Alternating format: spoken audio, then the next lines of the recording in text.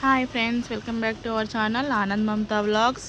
అందరు ఎలా ఉన్నారు? బాగున్నారా? మేమైతే చాలా బాగున్నాం. మీరు కూడా బాగున్నారని నేను మనస్ఫూర్తిగా కోరుకుంటున్నా. అసలు చాలా డేస్ తర్వాత నేనైతే వాయిస్ ఓవర్ ఇస్తున్నా, ఇంకా వీడియోస్ పెడుతున్నా. లాంగ్ వీడియోస్ పెట్టక ఎన్ని డేస్ అయిందో, అసలు చాలా డేస్ అయింది షార్ట్స్ లాంగ్ వీడియోస్ పెట్టాక. ఎందుకంటే మధ్యలో అయితే నా ఫోన్ డిస్ప్లే అయితే పలిగిపోయింది. అందువల్ల నేనైతే వీడియోస్ తీయలేను, పెట్టలేను, కాబట్టి మధ్యలో గ్యాప్ వచ్చింది. ఇప్పుడైతే మళ్ళీ వీడియోస్ పెట్టడం అయితే స్టార్ట్ చేసిన. ఇప్పటి నుంచి అనుకుంటున్నాను డైలీ వీడియోస్ తీయాలి, పెట్టాలని మాత్రం అనుకుంటున్నా. నేనైతే అసలు అనుకోలేదు ఇట్లా ఇంత గ్యాప్ వస్తుంది వీడియోస్ తీయలేకపోతున్నా, పెట్టలేకపోతున్నా అని చాలా బాధపడ్డా. కానీ ఇప్పటికైతే డైలీ వీడియోస్ పెడదాం అనుకుంటున్నా, పెట్టాలి. అసలు ఇది ఒక వీడియో అయితే తీసాను. అసలు ఏంటంటే మా మమ్మీ వాళ్ళు అయితే బల్కంపేట అమ్మవారికి బోనం చేస్తా అని చాలా డేస్ కిందట మొక్కిందంట.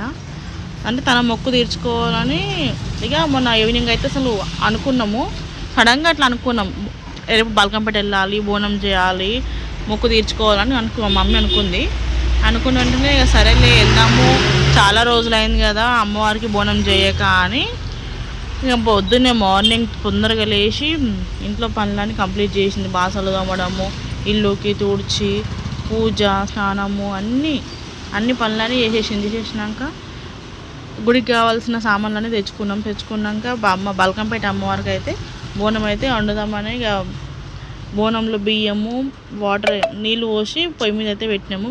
కొంచెం ఉడికినాక పాలు, బెల్లం అయితే వేసినాక బోనం అయితే రెడీ అయింది. వేడి వేడిగా ఉంటుంది కాబట్టి మనము బోనం రెడీ అయ్యడానికి వీలు కాదు, కాబట్టి కొంచెం ఒక బేషన్లో నీళ్ళు అయితే పోసి అందులో బోనం అయితే పెట్టినాము. ఒక 1/2 అవర్ 1 అవర్ పెట్టినాక బోనం చల్లగైనాక బోనం తీసి బోనంని అయితే రెడీ అయితే చేసినాము. మంచిగా అందంగా అలంకరించినాము బోనంని.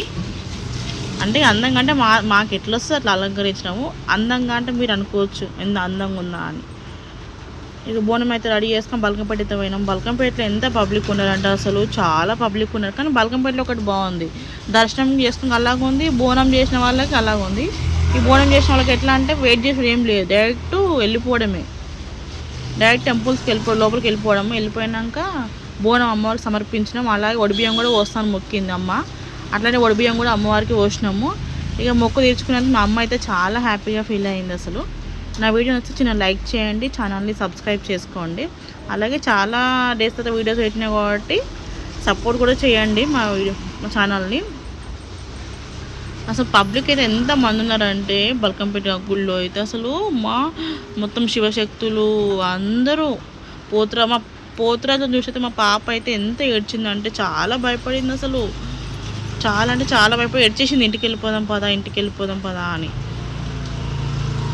కానీ మేము ఇంటి దగ్గర నుంచి ఒక బోనం తీసుకెళ్ళాం, అది వేరే అమ్మవారికి. బల్కంపేట అమ్మవారికి అయితే అక్కడనే బోనం చేసి అంటే అక్కడనే ఉండాలన్నమాట. అందుకని బల్కంపేటలోనే బోనం వండి అక్కడనే అమ్మవారికి సమర్పించినాం. అక్కడ పద్ధతి అట్లనే ఉంటుందంట, అందుకని అట్లనే చేసినాం. నా వీడియో నచ్చితే లైక్ చేయండి, ఛానల్ని సపోర్ట్ చేయండి, సబ్స్క్రైబ్ చేసుకోండి. Thank you, by.